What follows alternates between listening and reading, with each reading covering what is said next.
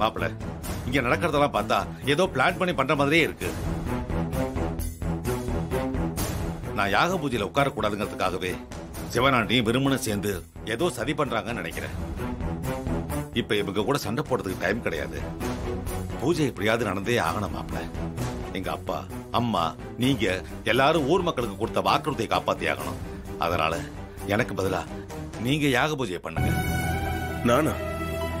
நான் எப்படி மாமா யாக பூஜை பண்ண முடியும்? மாப்பிள்ள, தயவு செஞ்சு நான் சொல்றதை கேளுங்க. இந்த பூஜை நல்லபடியா நடக்கணும்னா எனக்கு பதிலா நீங்க பூஜை பண்ணி ஆகணும். பூஜை நேரம் முடியறதுக்கு இன்னும் கொஞ்ச நேரம் தான் இருக்கு. நல்ல நேரம் முடியறதுக்குள்ள நீங்க போய் பூஜை பண்ணுங்க மாப்பிள்ள. போங்க. என்ன மாப்பிள்ள யோசிக்கிறீங்க? கிளம்புங்க மாப்பிள்ள.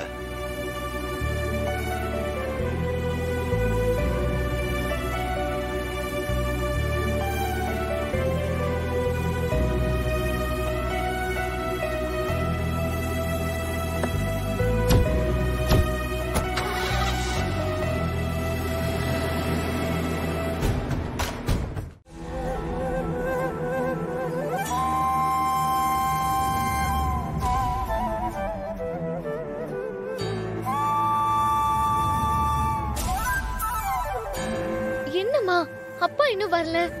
தேடி போன அவரையும் காணோம். மாப்பிள்ள தான் போயிருக்காருல்ல, கண்டிப்பா உங்க அப்பாவோட வந்துருவாரு, கவலைப்படாது.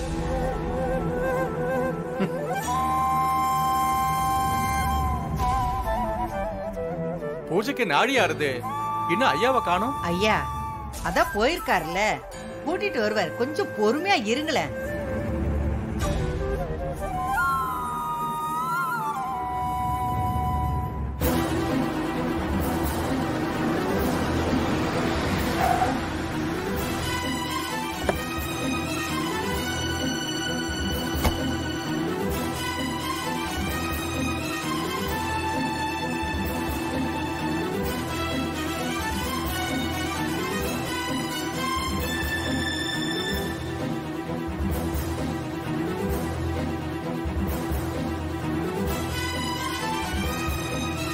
என்ன சகல, என்னாச்சு?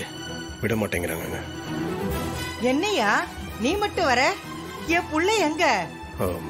ஒரு சின்ன பிரச்சனை பாட்டி. என்ன பிரச்சனை மாப்பிள்ள? அது மாமாவை போலீஸ் அரெஸ்ட் பண்ணிட்டு விட மாட்டேங்கிறாங்க.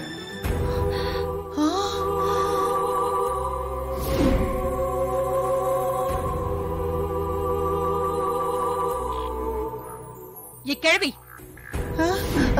என்ன இதெல்லாம்? சொந்த ஊர்லயே இப்படி நடந்திருக்குனா அவருக்கு இங்க மரியாதை அவ்வளவுதானா?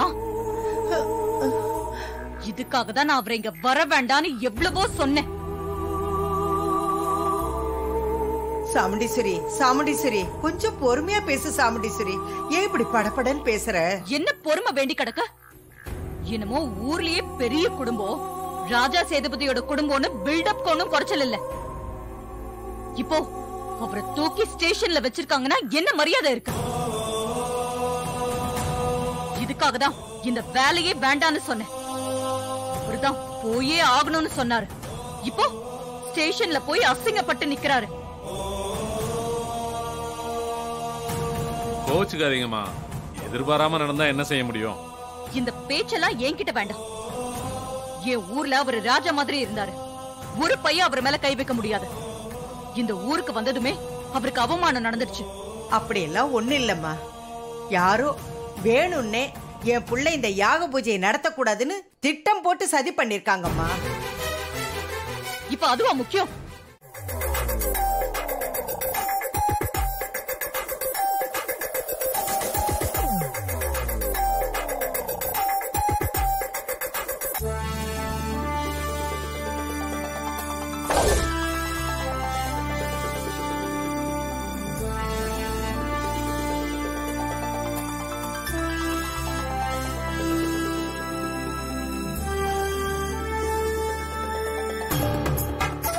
என்ன இந்த அம்மா மருமகன் சொல்லிட்டு ஐயாவுடைய பேரனை கையை பிடிச்சு கூப்பிடுறாங்க? ஐயோ, எல்லா கணக்கும் ஒண்ணுதாயா. பாட்டிக்கு பேரனா அந்த அம்மாக்கு மருமகன் தானே, அதனாலதான் கார்த்தி தம்பிய மருமகன் கூப்பிடுறாங்க. அப்புறம் எதுக்கு ரெண்டு பேரும் மாறி மாறி சண்டை போட்டுக்கிட்டாங்க? ஒண்ணுமே புரியலையே. எனக்கும் புரியல. எது எப்படியோ ஐயாவோட பேரன் உட்கார்றாப்புல, அதுவே போதும். நீங்க சொல்றது சரிதான்.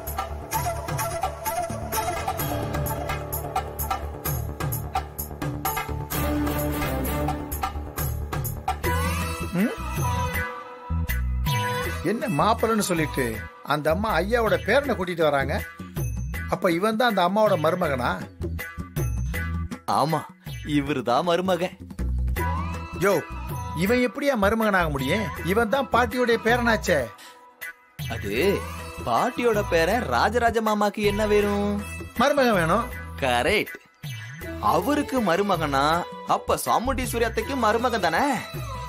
ஆமா. அப்ப அத்தை கரெக்டா தானே சொல்லிருக்காங்க. இதுல உங்களுக்கு என்ன டவுட்? யோ, எனக்கு ஒரே குழப்பமா இருக்கியா? ஒரே குழப்பமா இருக்குல்ல? அதான் எனக்கு வேணும். கண்டினியூ.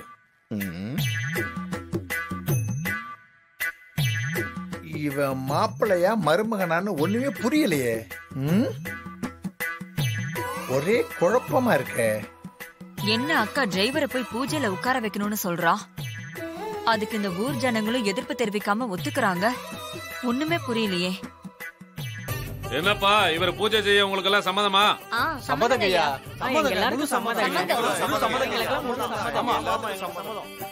உட்காருங்க.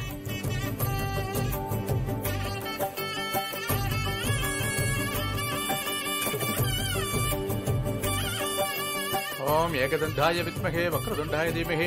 குலதெய்வத்தை வேண்டிட்டு மாலை எடுத்து போட்டுக்கோங்க. ஓம் சுக்லாம் பரதரம் விஷ்ணும் சசிவர்ணம் சதுர்புஜம் பிரசன்ன வதனம் தியாயேத் சர்வ விக்ன உபசாந்தயே யஸ்வத்ரதர் வக்ராத்யாஹ வருஷத்யா வருஷதம் விக்னம் நிக்னந்தி சததம் விஸ்வ.